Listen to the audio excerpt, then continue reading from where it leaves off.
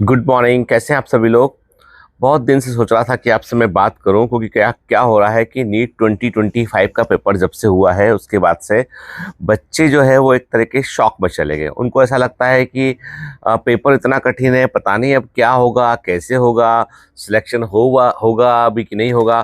और सबसे बड़ी बात यह कि जिन लोगों के 450, 480, 500 नंबर है वो बहुत कन्फ्यूज है। कोई कहता है सीट मिलेगी, कोई कहता है सीट नहीं मिलेगी। ठीक है। कुल मिलाकर बात यह है कि नीट 2025 ने बहुत सारे पैरामीटर जो पहले से तय थे उनको उसने बदल दिया है। ठीक है ना। तो अभी सब लोग कन्फ्यूज। जैसे मैं अभी हाल ही में मेरी एक मीटिंग हुई थी जो तमाम बड़े बड़े इंस्टीट्यूट हैं उनके जो मेन टीचर्स हैं या उनके फाउंडर्स उनके साथ में। तो सभी का बोलना यह है कि पिछली बार का जो कट ऑफ था उससे इस बार का कट ऑफ जो है वो 125 से लेके 140 नंबर वेरी करेगा। फॉर एग्जाम्पल कि पिछली बार यदि किसी जगह पर 650 नंबर पर सीट मिली थी तो इस बार वहां पर 520 नंबर का कट ऑफ हो सकता है। इस बार यदि पिछली बार यदि कहीं पर जो है वो 600 नंबर पर सीट मिली थी तो इस बार 480 कट ऑफ जो है वहां पर जा सकता है। ठीक है। डिपेंड करता है क्योंकि जैसे जैसे आप स्कोर में नीचे आओगे ना वैसे वैसे जो है उस एक एक नंबर पर बहुत सारे बच्चे मिलना शुरू हो जाते हैं। ठीक है।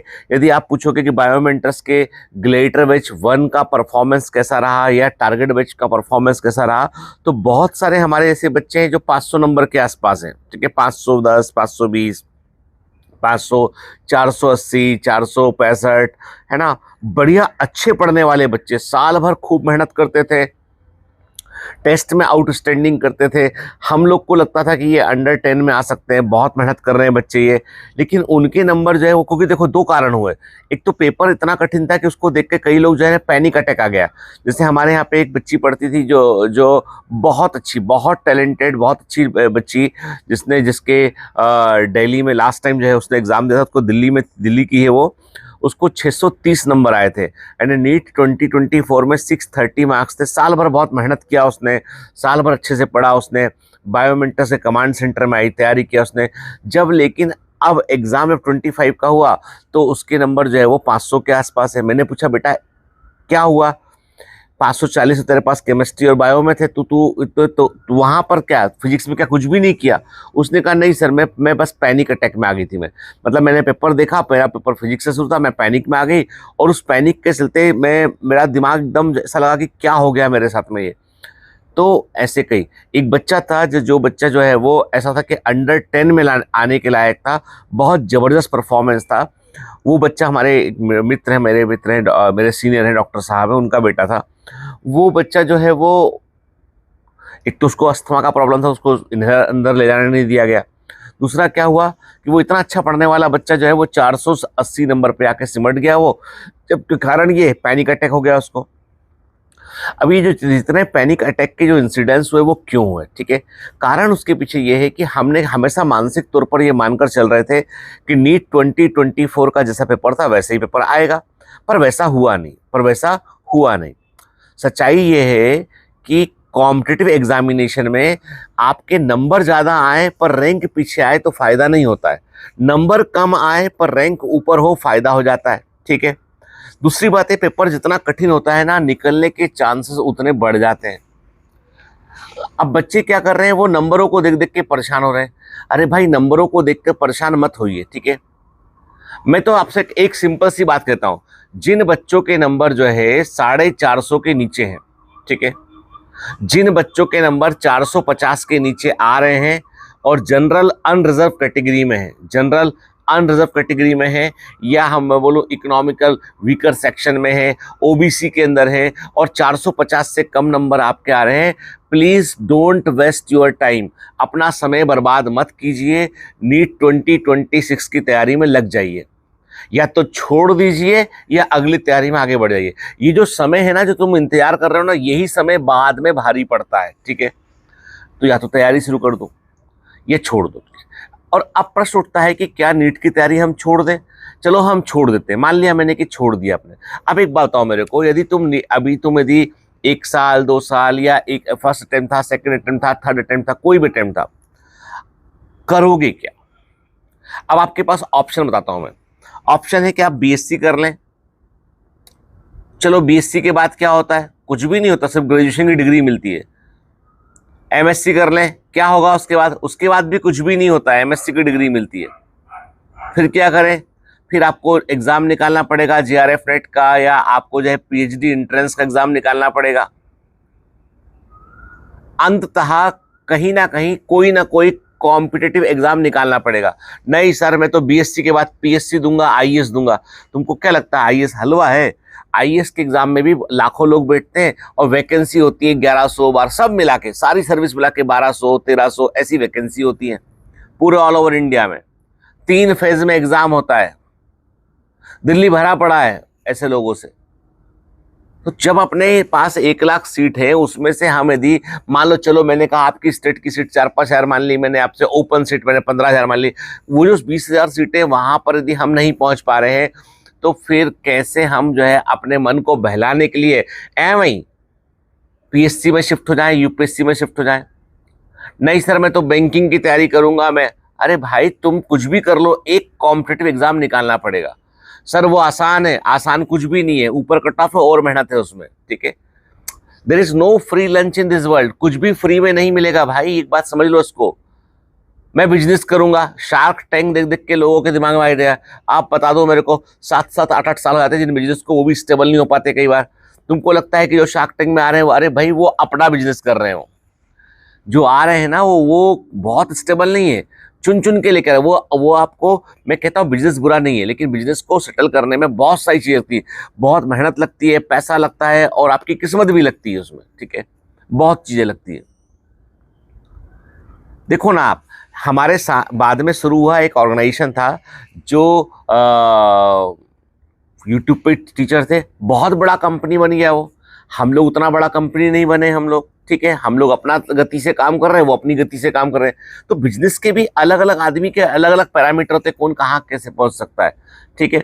तो समस्या ये है कि बेटा हर बार ना अब हम बोले कि साहब ये करूंगा, नहीं, आप मुझे कॉन्क्रीट आंसर बताइए। चलिए आप मान लीजिए आप नीट छोड़ने का सोच रहे हैं, मैं आपको उकसा नहीं रहा हूं कि आप ड्रॉपर बन जाएं, मैं आपसे इतना बार बोल रहा हूं कि आप मुझे आपका प्लान बताइए, आप प्लान बी बताइए आपका, कि आप नीट छोड़कर अब जा क्या रहे हैं, क्या कर रहे हैं, आप कमेंट में जरूर बताइएगा, ठीक है। पूरी ईमानदारी से, पूरी शिद्दत से, किसी के कहने पर नहीं, कि वाकई में जो कर सको वो बताना, ठीक है।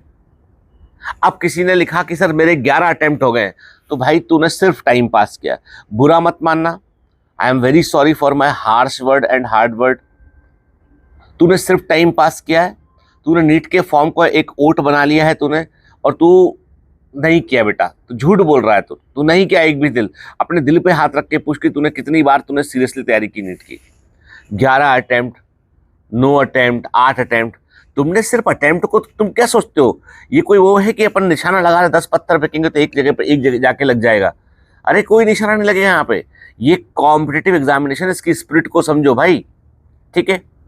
तो अब इसका मतलब ये है कि या तो नीट 2026 की तैयारी शुरू कर दें या छोड़ दें इसको हम, ठीक है। जिन बच्चों के 450 से 500 के बीच नंबर है, जिन बच्चों के 450 से 500 के बीच नंबर है, वो एक बार अच्छे से सोच लें कि क्या वो तैयार है मानसिक तौर पर कि यदि उनको मान लो एमबीबीएस नहीं मिला तो क्या बीएएमएस, बीडीएस, बीएचएमएस, बीयूएमएस के इनमें से किसी जगह पर जाना चाहते हैं आप, तो प्लीज फिर आप वेट कर सकते हैं। नहीं तो आपको अपनी पढ़ाई छोड़नी नहीं है, आपको वेट एंड वॉच, रिजल्ट भी देखो और अपनी पढ़ाई को थोड़ा थोड़ा शुरू रखो, कंटिन्यू रखो आप, ठीक है, क्योंकि तुम बिल्कुल बाउंड्री के पास पहुंच चुके हैं। और जिन बच्चों के 500 के ऊपर नंबर है तो डेफिनेटली उनको एमबीबीएस मिलेगा उनको के।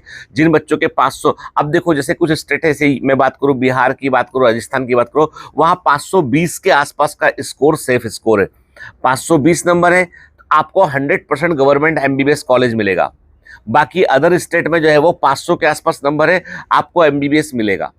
जो मेरे, देखो मैं हो सकता है मैं गलत भी हूं, लेकिन मैं जितने टीचरों से मिला हूं सारा हम लोगों ने डिफिकल्टी का कैलकुलेशन किया, अपने बच्चों का परफॉर्मेंस देखा, तो मैं यही बोल रहा हूं आपसे कि यूपी, बिहार और राजस्थान को और दिल्ली को छोड़कर जहां पर भी 500 नंबर है वहां एमबीबीएस की गवर्नमेंट की सीट मिलेगी।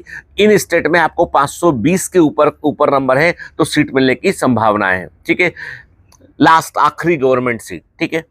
और जिसके 550 के आसपास नंबर है, बेटा चैन से सो, खूब सारी फिल्में देख, खूब सारी मूवी देख, मजे कर, तो हो गया सिलेक्ट, ठीक है।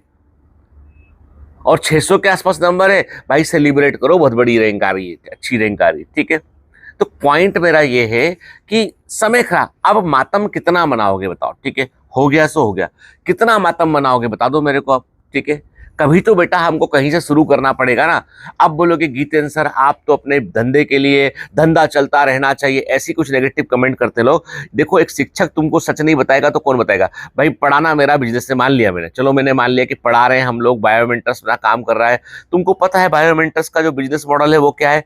बायोमेंटर्स अपने प्रॉफिट का अधिकांश हिस्सा, 70% तक 80% तक हिस्सा उन बच्चों की फीस भरने में इस्तेमाल करता है जो गरीब बच्चे हैं, जो गवर्नमेंट मेडिकल कॉलेज की फीस भी नहीं भर पा रहे हैं, हॉस्टल की फीस भी नहीं भर पा रहे हैं, और ऐसे 84 बच्चों की मदद कर रहा है बायोमेंटर्स। तो बायोमेंटर्स को तुम क्या सोचते हो, बायोमेंटर जितना पैसा अपने बच्चों की फीस भरने में खर्च करता है उतना डिजिटल मार्केटिंग पे लगा देगा ना, तो हर जगह तुम्हें बायोमेंटर्स का हल्ला दिखाई पड़ेगा। पर हमारे लिए जिम्मेदारी जो है ना वो ज्यादा बड़ी है। बाप टाइप की जिम्मेदारी कंधे पर उठा ली तो पूरा करनी पड़ रही है उसको। तो तुमको ये समझना पड़ेगा भाई, हम धंधे के लिए नहीं आए। हम तुमको, तुम जिस दशा में हो ना, वहां से तुम 6 महीने के बाद रिग्रेट करोगे, तब तक तुमसे लोग आगे निकल चुके होंगे, तुम पीछे हो जाओगे। तो इसलिए प्लीज ये मत बोलिए मुझसे कि धंधा चलता रहना चाहिए। अरे तू चला ले अपना धंधा भाई, तू कर ले, ठीक है। ये फालतू की बात मत करो।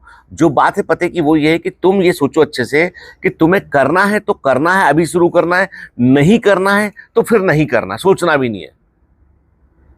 मेरा मतलब मेरे पास आओ ही मत, फिर किसी के पास मत जाओ। क्या करना, नीट को छोड़ दिया अपन ने, क्यों अपन जाते हैं उन चैनल में जहां पे नीट के बारे में नेगेटिव, भाई करना ही नहीं है तो बात खत्म हो गई। जिस दिशा में जाना ही नहीं है अपन, उस बारे में क्यों दिमाग लगाए अपन बैठ के, ठीक है ना। भाई मान लो मैं एक चैनल है जिसमें कि वो बताती है कि कैसे आपको कुकिंग करनी है, कैसे बनाना है, रेस्टोरेंट कैसे खोलें। अब मेरा कोई वास्ता ही नहीं उससे, तो मैं जाके वहां पे क्यों, रेस्टोरेंट बुरा बिजनेस है, खाने बुरे बनते हैं, मैं क्यों लिखूंगा जाके, है ना। दुनिया भूखी मरती रहे, तू खाना बनाती रहे, क्यों लिखूंगा मैं जाके वहां। बेवकूफी है ना यार। भारत में क्या इतना खाली टाइम अपने पास नहीं ना। तो अभी सिंपल सा फंडा ये है कि देखो, मैं फिर से लास्ट में कंक्लूजन बोल रहा हूं कि जिनके नंबर 500 के ऊपर है वो उदास होना, मातम मनाना बंद कर दीजिए। 520 के ऊपर नंबर है तो सेलिब्रेट, लेट सेलिब्रेट। 500 से 520 के बीच में है तो भैया किस्मत भी रोल प्ले करेगी अब यहाँ पे, ठीक है। और जिनके नंबर 450 से 500 के बीच में, बैकअप प्लान के तौर पे कौन सा कोर्स ज्वाइन करना है दिमाग में सोच लीजिए। मिल गया एमबीबीएस तो ठीक है, सेमी प्राइवेट कॉलेज से ले लेंगे, मेधावी कोटे से ले लेंगे, कुछ हो सकेगा तो अच्छी बात है। और 450 के नीचे रहे प्लीज तैयारी नंबर शुरू कर दीजिए कि आप बाउंड्री के पास है, आपको छोड़ना नहीं है अभी, ठीक है। और जिनके 3 अटेम्प्ट में, मेरी बात फिर सुनिएगा, 3 अटेम्प्ट हो गए, 4 अटेम्प्ट हो गए और आपने 2 साल 3 साल सीरियसली तैयारी कर ली है तो पक्का छोड़ देना। 2 साल तुमने सीरियसली पढ़ लिया है और तब भी 200 नंबर आ रहे हैं, छोड़ दो तैयारी। बिल्कुल मत सोचना नीट के बारे में, it is not your cup of T. कड़वा बोल रहा हूं, सच बोल रहा हूं। लेकिन यदि आपने सिर्फ अटेम्प्ट दिए हैं और 200 नंबर आ रहे हैं, अपने मन से पूछना कि आपने कितना गंभीरता से तैयारी की, कितने टेस्ट आपने सीरियसली दिए, कितने टेस्ट तुमने मिस किए, कितने डीपीएस तुमने मिस किए और तुम्हारे नंबर अब 200 से कम आ रहे हैं और तुमने तैयारी सीरियसली नहीं की थी, तो एक बार सीरियस अटेम्प्ट करके देखो, ठीक है ना। मुझे लगता है मैंने दिमाग के जाले साफ करने की पूरी कोशिश की है। देखो यार, कुछ बातें मेरी बाकी लोगों से अलग और कड़वी हो सकती है, लेकिन उसका मतलब ये नहीं है कि मैं आपका दुश्मन हूं, मैं आपका दोस्त हूं। मैं चाहता हूं कि आप अच्छा करें जीवन में, कुछ भी करें, लेकिन कुछ भी क्या करें ये तो क्लियर होना चाहिए ना। कुछ भी क्या करें ये तो क्लियर होना चाहिए ना यार, ठीक है। चलिए, है ना, मुझे उम्मीद है कि आप सही डिसाइड करेंगे। All the best, bye bye.